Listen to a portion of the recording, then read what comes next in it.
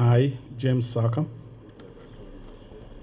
do hereby solemnly swear. The Executive Director of the National Information Technology Authority, NITA, James Ssaka, appeared before the Commission of Inquiry into Land Matters to explain how he received nearly 1 billion shillings from the Government Land Fund.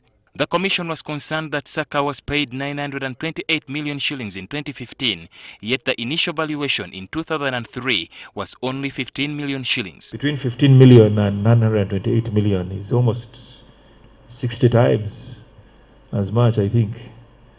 And even given 10 years, I'm wondering how the same office could value property so differently.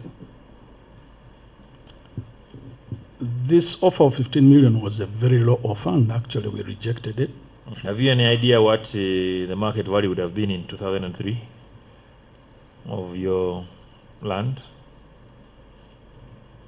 I know that at about that time, an acre was going for about 500,000. About 500,000. Yeah.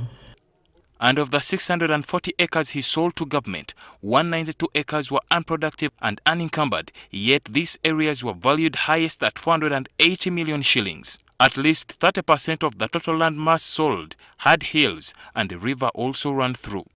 Morally speaking, as an upright Ugandan who knows that this land is really not good for anything much, you can't do anything much on it, why did you think you should sell it to government?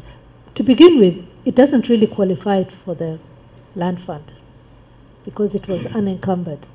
My lord, again I say, if at the time when this process was starting, that was made clear, probably I would have thought otherwise. In one of the cases, it was only 40% that was occupied. 60% was not occupied. And the question that's going to start being asked is, what is the ULC doing with the other parts of the land? Despite all these controversies, the Land Fund still owes Ssaka over 500 million shillings, having already paid him 402 million shillings.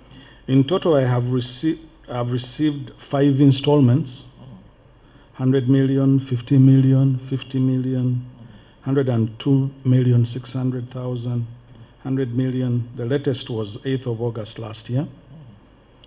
The installment payment is actually deliberate. If somebody turns out to be a fraud, then the government doesn't lose a lot.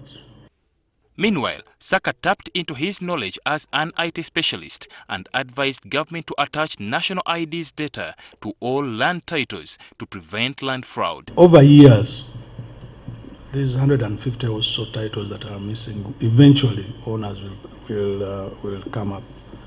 I know probably some people may have died or something like that. He also recommended an independent land fund for timely payments to private land owners who have claims against the government. Ali Mivule, NTV.